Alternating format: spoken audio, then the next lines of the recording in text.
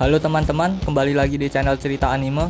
Kali ini saya akan membahas anime yang berjudul Majo no Tabi-Tabi. Anime ini menceritakan tentang petualangan seorang wanita yang bernama Elaina. Bagaimanakah kisah petualangannya? Tanpa banyak basa-basi lagi, langsung aja kita mulai ceritanya. Cerita dibuka dengan seorang anak yang bernama Elaina yang bercita-cita ingin menjadi penyihir dan pengembara. Cita-cita Elaina terinspirasi dari buku yang dia baca yang berjudul Petualangan Nike. Karena ingin mewujudkan cita-citanya itu, Elaina pun belajar dengan giat dan terus berusaha mempelajari sihir. Singkat cerita, Elaina berhasil lulus ujian sihir di usia 14 tahun dan menjadi lulusan termuda di negerinya. Tetapi untuk menjadi pengembara, ilmu sihirnya masih belum cukup dan harus naik tingkat menjadi penyihir tingkat atas. Elaina pun mencari guru sihir. Lalu Elaina bertemu dengan penyihir tingkat atas yang bernama Fran dengan julukan penyihir debu bintang. Lalu Elaina meminta Fran untuk menjadi gurunya. Fran pun bersedia dan menjadikan Elaina sebagai muridnya. Namun bukannya diajarkan ilmu sihir, Elaina malah disuruh membersihkan rumah dan memasak. Hingga 1 bulan pun berlalu. Akhirnya Fran mau mengajarkan ilmu sihir kepada Elaina, tetapi pengajaran yang diberikan Fran sangat tidak biasa. Fran ingin menguji kekuatan Elaina dengan mengajaknya bertarung. Pertarungan pun dimulai. Karena perbedaan kekuatan sihir yang sangat jauh, Fran berhasil mengalahkan Elaina. Elaina pun menangis dan merasa bahwa dirinya sangat lemah dan sudah gagal. Elaina juga merasa putus asa. Lalu Fran berusaha menenangkan Elaina yang sedang bersedih. Lalu Fran mengatakan kepada Elaina jika ibunya lah yang menyuruhnya untuk menjadi gurunya. Ibunya juga menyuruh Fran untuk mengajarkan arti kegagalan dan keputusasaan kepada Elaina, karena Elaina belum pernah merasakan arti kegagalan. Lalu esok harinya, Fran mulai mengajari Elaina sihir dengan serius, hingga 1 tahun pun berlalu. Fran yang sudah mengajarkan banyak ilmu sihir kepada Elaina memutuskan untuk menguji kemampuan Elaina dengan mengajaknya bertarung. Pertarungan pun dimulai. Karena Elaina sudah menguasai banyak ilmu sihir, Elaina pun berhasil mengalahkan Fran. Karena pengetahuan Elaina tentang sihir sudah banyak, Fran pun memutuskan untuk meluluskan Elaina. Lalu Elaina pun diangkat menjadi penyihir tingkat atas dengan julukan penyihir kelabu. Lalu karena tugas Fran menjadi guru sudah selesai, Fran pun memutuskan untuk kembali ke negerinya. Esok harinya, Elaina meminta izin kepada orang tuanya untuk pergi mengembara. Orang tua Elaina pun mengizinkannya pergi, tetapi dengan syarat, Elaina harus kembali pulang suatu hari nanti. Dan petualangan Elaina pun dimulai. Petualangan pertama Elaina dimulai dari negeri penyihir. Namun, saat memasuki negeri itu, tiba-tiba saja Elaina ditabrak oleh seorang anak perempuan. Sehingga mereka berdua terjatuh. Lalu anak itu pun meminta maaf kepada Elaina. Elaina pun memaafkannya. Setelah itu, Elaina kembali melanjutkan perjalanannya dan mencari penginapan. Namun anehnya, setiap memasuki tempat penginapan, Elaina selalu ditolak dan diusir. Elaina pun berusaha mencari penginapan lainnya, hingga sampailah dia di sebuah penginapan yang kumuh. Karena tidak ada pilihan lain, Elaina pun mencoba memasukinya. Dan ternyata penjaga penginapan itu adalah wanita yang menabrak Elaina sebelumnya. Wanita itu bernama Saya. Lalu di sana Elaina baru menyadarinya jika bros tanda penyihirnya telah hilang, karena itulah seluruh penginapan di kota menolaknya. Lalu pada malam harinya Elaina mencoba mencari brosnya, namun sayangnya Elaina tidak menemukannya. Setelah mencarinya semalaman, Elaina pun memutuskan untuk kembali ke penginapan dan melanjutkan pencariannya di esok hari. Saat di penginapan, tiba-tiba saja Saya datang dan meminta bantuan kepada Elaina untuk diajari ilmu sihir. Saya mengatakan jika adiknya telah lulus ujian sihir, namun dirinya tidak pernah lulus meskipun sudah mengikuti ujian sihir berkali-kali. Mendengar penjelasan itu, Elaina pun bersedia untuk mengajari saya ilmu sihir, paling tidak sampai Elaina menemukan brosnya. Lalu esok harinya, sebelum pergi mencari brosnya, Elaina mengajari saya beberapa ilmu sihir. Saya pun dapat dengan baik mempelajari ilmu sihir yang diberikan Elaina. Setelah mengajari saya, Elaina pun mencari brosnya kembali. Lalu Elaina menelusuri tempat saat jatuh karena tabrakan sebelumnya. Di sana, Elaina bertemu dengan seorang bibi. Bibi itu mengatakan jika dia melihat bros milik Elaina telah dibawa oleh saya. Elaina yang mendengar itu pun terkejut. Ternyata selama ini sayalah yang mengambil bros miliknya. Lalu pada malam harinya, Elaina meminta saya untuk mengembalikan brosnya. Elaina juga menyuruh saya untuk menjelaskan semuanya. Lalu saya mengatakan jika dirinya kesepian setelah ditinggal oleh adiknya dan membutuhkan seseorang untuk bersamanya. Karena itulah saya mengambil bros milik Elaina, agar Elaina terus bersamanya dan tidak pergi meninggalkannya. Mendengar penjelasan saya, Elaina pun memberikan topi penyihirnya agar saya tidak merasa kesepian lagi, dan selalu mengingat Elaina. Lalu saya pun mengembalikan bros milik Elaina, dan malam itu pun menjadi malam terakhir Elaina dan saya di kota penyihir. Singkat cerita, 6 bulan pun berlalu. Elena yang sedang berada di negeri yang jauh mendapatkan berita jika saya berhasil lulus ujian sihir. Lalu suatu hari, Elena yang sedang berpetualang tiba-tiba saja menemukan kebun bunga. Di kebun bunga itu, Elena bertemu dengan seorang wanita tidak dikenal. Wanita itu meminta tolong kepada Elena untuk membawa beberapa bunga ke negeri yang akan dikunjungi Elena. Lalu, Elena pun menuruti permintaan wanita itu. Lalu sesampainya di negeri tersebut, Elena dihalangi oleh para penjaga. Penjaga itu mengatakan jika bunga yang dibawa Elena mengandung racun. Akan tetapi racun itu tidak berpengaruh kepada penyihir. Racun itu dapat menghilangkan akal sehat orang-orang. Setelah itu, racun itu akan menuntun orang-orang pergi ke kebun bunga. Setelah sampai di kebun bunga, orang-orang yang terkena racun akan dimakan oleh bunga-bunga di kebun itu. Esok harinya, Elena kembali ke kebun bunga itu untuk memastikan omongan dari penjaga tersebut. Dan benar saja, ada satu warga yang terkena racun dari bunga itu, lalu bunga itu memakannya. Elena yang tidak ingin mengambil resiko, langsung pergi meninggalkan kebun bunga itu, dan kembali melanjutkan petualangannya. Di perjalanan selanjutnya, Elena bertemu dengan seorang pria yang bernama Emil. Emil memberitahu Elena jika dia sedang mengumpulkan kebahagiaan dari orang-orang yang dia temui. Lalu kebahagiaan itu akan diubah menjadi energi sihir dan dimasukkan ke dalam botol.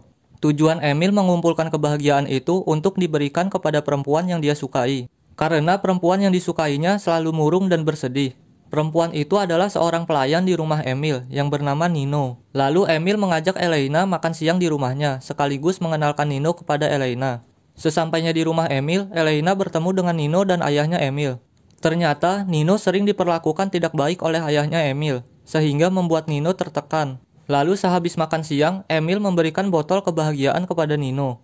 Setelah botol dibuka, Nino dapat melihat berbagai macam kebahagiaan yang dirasakan oleh orang-orang di luar sana. Setelah melihat semua kebahagiaan itu, bukannya bahagia, Nino malah semakin sedih dan putus asa. Setelah makan siang di rumah Emil, Elena pun kembali melanjutkan petualangannya.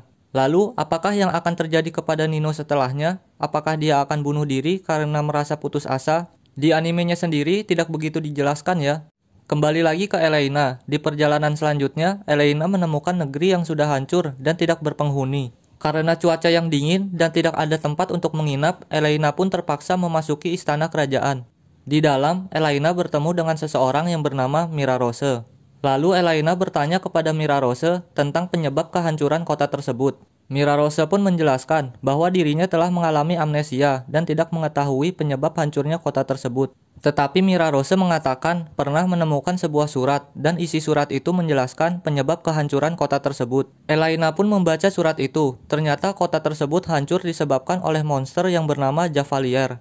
Javalier juga penyebab Mirarose menjadi amnesia. Javalier juga hanya muncul saat malam hari dan menghancurkan seluruh kota pada malam hari.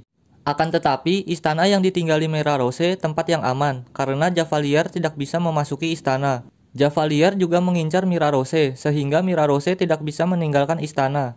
Di surat itu juga menjelaskan jika Mirarose adalah putri dari negeri tersebut. Lalu esok harinya, Mirarose memutuskan untuk mengalahkan Javalier. Mirarose pun meminta bantuan kepada Elena untuk membuat jebakan berupa lubang besar. Tujuannya untuk memancing Javalier ke lubang tersebut. Lalu pertarungan pun dimulai. Mirarose berhasil memancing Javalier masuk ke dalam lubang jebakan. Karena di dalam lubang, Javalier pun kesulitan untuk bergerak. Mirarose pun dengan mudahnya menyerang Javalier. Setelah mengalahkan Javalier, ingatan Mirarose pun kembali. Ternyata dulu Mirarose pernah jatuh cinta dengan seorang koki istana. Lalu Mirarose mengandung anak dari koki itu. Mengetahui hal itu, sang raja langsung mengeksekusi koki itu karena raja tidak menyetujui hubungan mereka berdua. Dan anak yang dikandung Mirarose pun juga digugurkan. Karena dendam, Mirarose pun mengutuk ayahnya sendiri menjadi Javalier. Tetapi sihir yang digunakan untuk mengutuk menggunakan energi yang sangat besar, sehingga Mirarose harus mengorbankan ingatannya. Itulah penyebab hilangnya ingatan Mirarose dan hancurnya kota tersebut. Lalu esok harinya, setelah pertarungan selesai, bukannya merasa puas karena sudah berhasil balas dendam, Mirarose malah menjadi stres dan berhalusinasi. Elena yang melihat tingkah laku Mirarose merasa kasihan. Lalu Elena pun meninggalkan Mirarose sendirian dan kembali melanjutkan petualangannya. Di petualangan selanjutnya, Elena pergi ke kerajaan Celesteria. Di sana, Elena menemukan sekolah sihir kerajaan. Karena penasaran, Elena pun mencoba memasuki sekolah sihir itu. Namun sayangnya, penjaga sekolah itu melarang Elena masuk, dan Elena pun disuruh pergi meninggalkan sekolah itu. Namun setelah Elena meninggalkan sekolah, tiba-tiba saja Elena dihalangi oleh murid-murid dari sekolah sihir. Murid-murid itu ingin menangkap Elena dan membawanya ke suatu tempat. Karena itu, Elena pun kabur, lalu para murid pun mengejarnya. Namun sampai sore hari, murid-murid itu tetap tidak bisa menangkap Elena.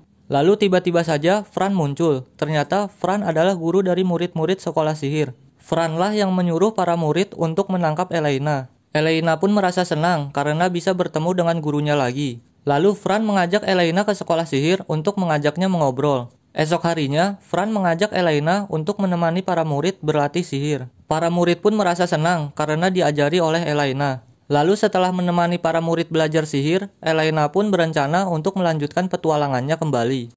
Lalu saat Elena ingin pergi, para murid pun datang dan menaburkan bunga-bunga kepada Elena sebagai hadiah perpisahan dan ucapan terima kasih. Lalu di petualangan selanjutnya, Elena menemukan negeri yang bernama Negeri Kejujuran. Negeri itu disebut Negeri Kejujuran karena setiap orang yang memasuki negeri itu tidak bisa berbohong. Itu disebabkan karena raja yang memimpin negeri itu memiliki pedang sihir yang bisa membuat penghalang anti kebohongan. Penghalang itu disebar ke seluruh negeri sehingga orang-orang yang memasuki negeri itu tidak bisa berbohong. Lalu Elena memasuki negeri itu. Negeri itu sangat sunyi karena setiap orang takut untuk berbicara. Karena ketika berbicara, orang-orang akan mengatakan kejujuran. Karena itulah penduduk menggunakan bahasa isyarat. Lalu saat Elena mengelilingi kota, tiba-tiba saja Elena bertemu dengan saya yang sudah menjadi penyihir tingkat atas dengan julukan penyihir arang. Tidak hanya menjadi penyihir biasa, saya juga bergabung dengan asosiasi perhimpunan sihir untuk mendapatkan uang. Asosiasi Perhimpunan Sihir adalah organisasi perkumpulan para penyihir yang ditugaskan untuk menyelesaikan berbagai macam kasus yang terjadi di setiap negeri. Kembali lagi ke saya menjelaskan kepada Elena jika dia pergi ke negeri kejujuran untuk menyelesaikan sebuah kasus. Lalu Elena memutuskan untuk membantu saya menyelesaikan kasusnya. Lalu saya pun mendatangi kliennya. Kliennya itu bernama Eihemia. Eihemia pun menjelaskan masalahnya kepada saya. Eihemia mengatakan jika 6 bulan yang lalu dia diperintahkan raja untuk membuat senjata sihir yang bisa membuat orang-orang selalu berkata jujur. Lalu Eihemia pun membuatkan senjata itu dengan seluruh kekuatan sihirnya. Karena sihir yang digunakan terlalu besar, Eihemia pun kehilangan suaranya sehingga tidak bisa berbicara. Tidak hanya itu, Eihemia juga kehilangan kekuatan sihirnya.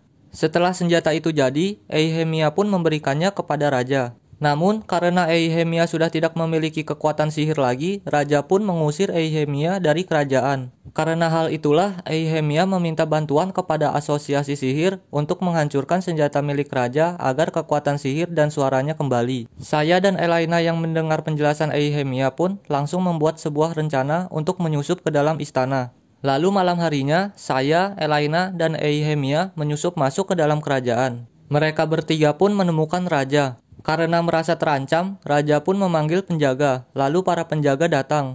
Karena terkepung, Elena dan saya terpaksa melakukan perlawanan. Setelah penjaga berhasil diatasi, Elena langsung menyerang raja. Lalu Elena mengatakan kepada raja jika kejujuran tidak akan menjamin seluruh penduduk akan menjadi baik. Lalu setelah berdebat dengan raja, Elena langsung menghancurkan pedang milik sang raja. Setelah pedang milik sang raja dihancurkan, negeri pun kembali seperti semula. Kekuatan sihir dan suara Eihemia juga kembali.